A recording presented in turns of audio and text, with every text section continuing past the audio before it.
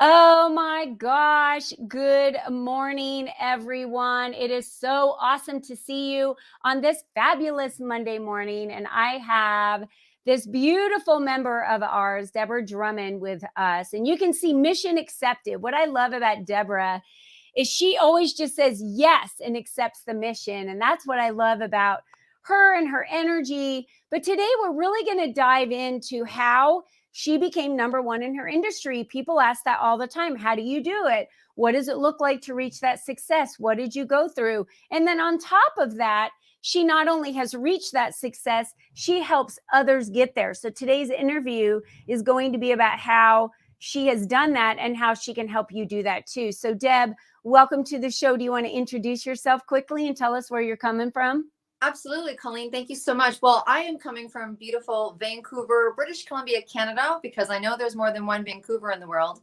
And I'm just so happy to be here. Thank you so much. I love your energy. How can you not be excited? I'm like, I'm just calling today. So I was listening to some music beforehand because I knew I better. Because we're always about pumping up the energy here. So Deb, tell everyone what company you're number one in and what it really took to get there. Because, I think the details are important on what it takes to get to be number one.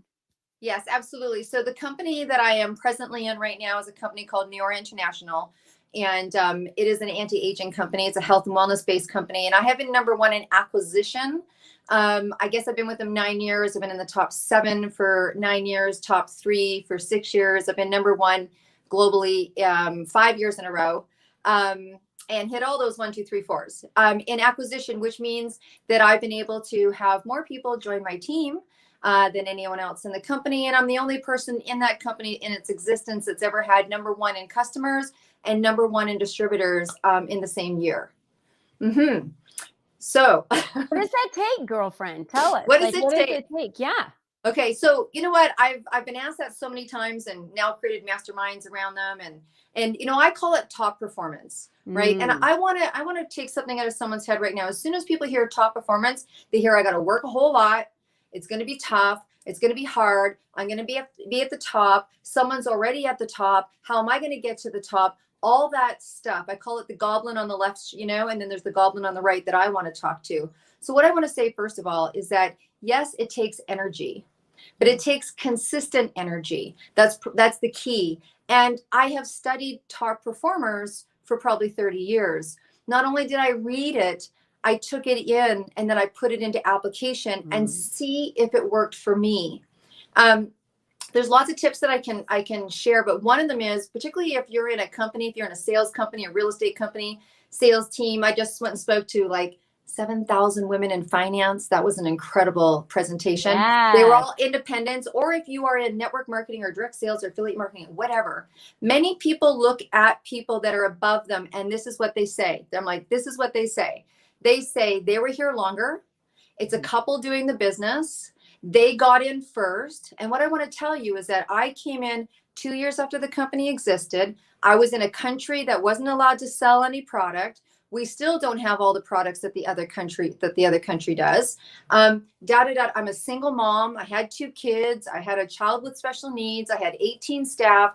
Like, you can go on and on. My biggest message to anybody is don't compare your insides to other people's outsides. Don't do it. Just don't do that. Don't compare. Don't compare. I am the accidental number one person. I had a reason to make revenue. I had needs that needed to be fulfilled. One was financial and one was future, and 2 of them were my children. So I was in a situation where it wasn't like, oh, maybe I'm going to do this. I had made a decision at the very beginning of the ask. When someone asked me to be in this company, I said no. Then my daughter said, please, can we do it? I said no. And then my daughter asked again, and she's 19 and she won, and here we are. So it wasn't like I set out, I had this big lifelong plan to be number one in this business. But when I made the decision and I got really clear on my why, and I understood that the compensation was the best for me, which is what I do for people. I break out their compensation and tell them where to play, right? There's all sorts of things where to play. Then I made that decision. I have been in Success Magazine 48 times. The first time I hit, I thought that was a mistake. The second time I hit, I thought it was a mistake. I thought, is anyone else in this business doing anything? Like, how could I have gotten in there so easily? And what I learned was strong, consistent behavior brings strong, consistent results. And it sounds super easy. It's not what you do. It's not what you do. It's how you do it. Yes. Mm-hmm. I'm glad you said that, because that is the number one thing that I hear as well is, you know, they just feel like they're going to have to apply all this work ethic for 80 hours a week and they're never going to see their family. And you're right. It's just showing up, rising every day, being consistent, and how you do it. Let's talk about that, how you do it. And one of the best ways to become number one in your interest in industry, to become well known for what you do, is leveraging people around you, not doing this all by yourself. You're not moving this mountain, you know, all by yourself, or climbing this mountain all by yourself. So how do you leverage teams? Right. Yeah. So how do you build teams? How do Yeah. you leverage teams? Okay. So so that's really good. That's a great question to ask. It's a little multifaceted of an answer. So I like what you said about surrounding yourself. That was a really big one. Someone who came from a solopreneur, I owned a bricks and mortar. The concept that I was working with a team that I didn't have to pay was really weird. I was like, oh, you're going to help me and I don't have to pay you or hire you. I don't need an assistant. That was pretty conceptual. And so I actually looked for the person that had what I wanted and asked them questions. I have a saying, don't go to your bank manager and ask about your divorce. And we do it all the time. We ask our girlfriends that are, you know, maybe single about how to find a relationship. Why are we doing that? So go to someone who's had a successful marriage. So I found someone, which is, I'm not saying this because I'm a trainer and a coach. I'm saying this because for 25 years, I've hired trainers and coaches. They have something I want. I spend some time with them. I spend some energy. I save the amount of time it would take for me to do it on my own. So you're very correct in that whole team environment. Have people on your team, and not always necessarily just in your company, because they might know a lot about your company. Find someone that knows a lot about the industry, the profession as well. Okay, so there's that part of it. And then in terms of leveraging teams, well, that's one of the reasons why I believe so much in the network marketing industry, because, you know, I study economics, and specifically a lot around women economics. And in North America, there's only 13% of women that are millionaires, and 85% of them are in the network marketing industry, because it has that flexibility and that compound interest part to it, right? It's got that compounding when you can. So how you leverage teams is build teams, work with your teams, and help your teams do the exact same thing that you do. And when you help people, it's a win-win. I always say we play ping pong. If someone wants to come into my team, I'm like, awesome, get prepared to play ping pong. I'm going to stick with you. I'm going to work with you just like I'm your personal trainer. We're going to get you to where you want to go. But if I call you, you call me back. If you ask a question, I'm going to answer it. And I teach and work with people in the way that works for them. Very different. Some people go, here's the company structure. And, oh, we're now in social selling, so rock it out on Facebook. Well, I just talked to a woman this morning and she said, I can't stand Facebook. I don't use it. I'm like, perfect. What works for you? Adapt to them. I hit number one in my company, and I'd only ever put 4 posts on Facebook, and none of them had to do with my business. Now, obviously that was before this last little couple of years, but get out of your head around how they have to do the business, and let them tell you what their gifts are, and double down on the gifts.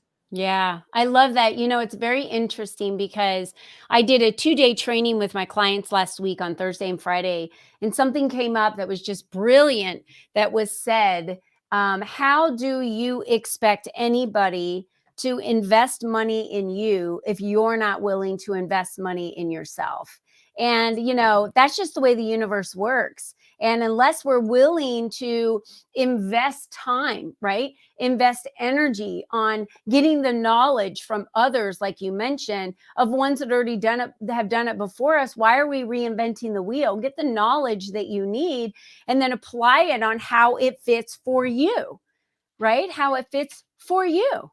Absolutely. And I'm, you know, not to put a plug in here, and I'm not saying the reason why I created Masterminds, right? Because I've been doing it myself since I was 20, because I saw this piece.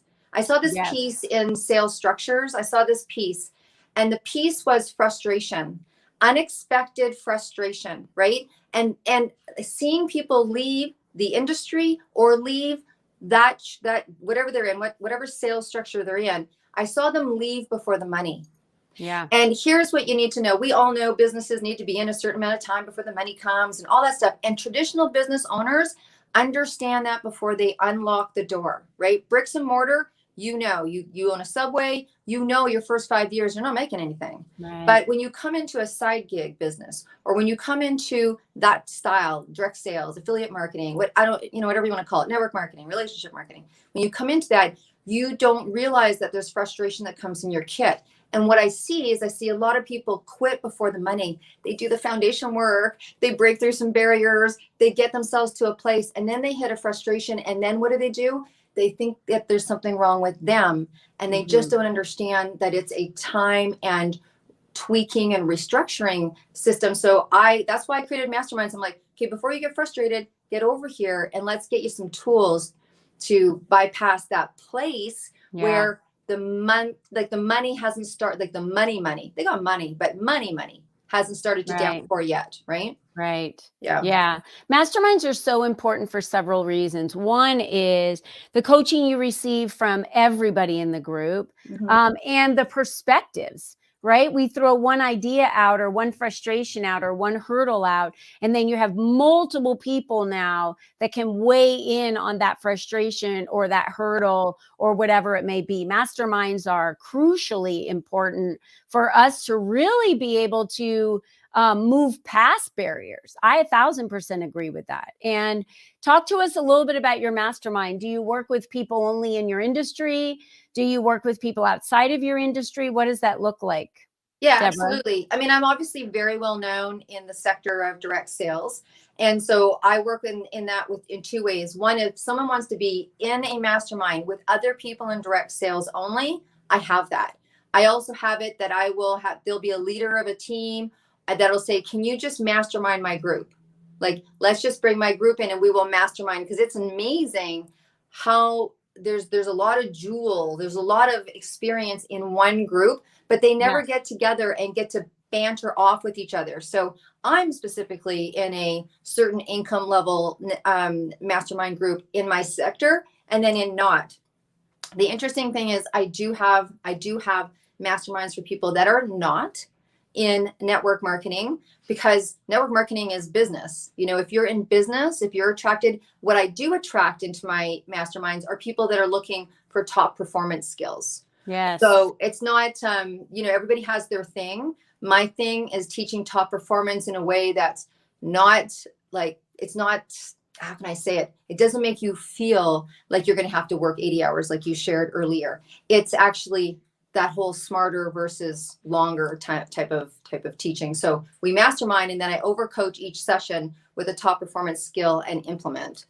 Yeah. And we're talking about those that want to be number one in their industry, want to be a top performer. But there are those of you out there that are not interested in being a top performer. And you're very happy with the status quo of just producing a certain amount of money per month or enough for vacations for your family or whatever it may be. Yeah. And that's okay. We're not saying there's anything wrong with that. No. This conversation is for those that want to be the top performers and want to be able to be in a mastermind, be surrounded with other women and men, possibly, that also want to be in the top performer realm.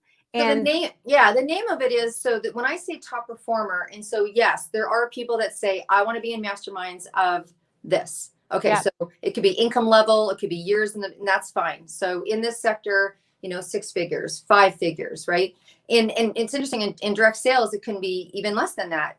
The interesting thing is, the topic is how to be number one in your company. That's the same as when I speak. How to be number one in your company, even if you're the only one in your company. So let's say that I just had a mastermind last night, and there was 12 women in there.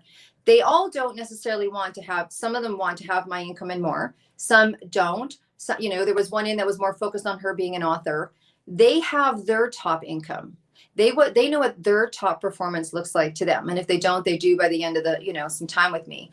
Yeah. And that's their top performance goal. So yes, I'm the number one in acquisition, and I can tell people and show people how to get there if that's what you want, like Right. in your in whatever company you're in. But I always say to keep in mind, because again, don't forget, I was an accidental number 1. I was an accidental number 3. I was an accidental number 7. My top performance goal was to be debt free and to leave a legacy. And I'm a single woman that's not 20, and I need a financial future. And I had a child that had incredible needs. I had a special private school. That was my top number 1 priority. It happened to be a very expensive school, and so I went to that level in my business.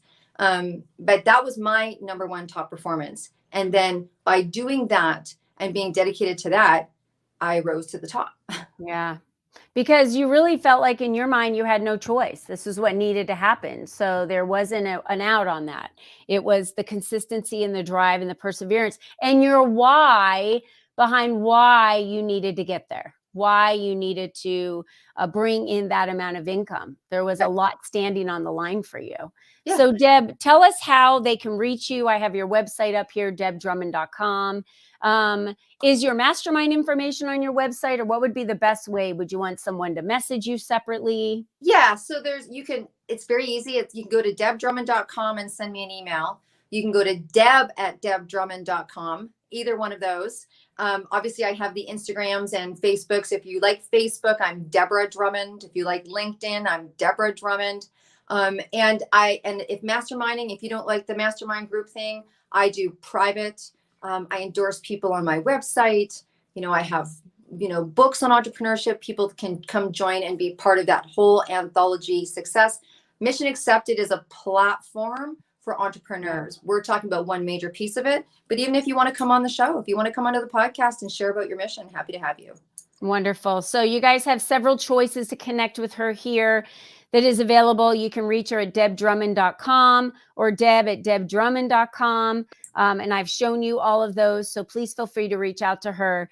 This is real. If you're looking for the guidance for you to be able to be number 1 in your industry or number 1 in your company and run a consistent company where you're not feeling like sometimes you have to work 8 hours a week, sometimes you're feeling not, and you've got a lot of ebbs and flows in your businesses, it shouldn't be that way. There should be consistency.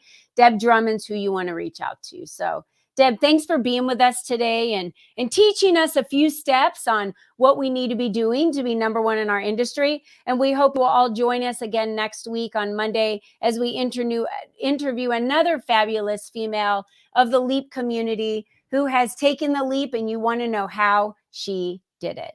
Thank you, Deb. Everyone have a wonderful rest of your week. Goodbye for now. Bye.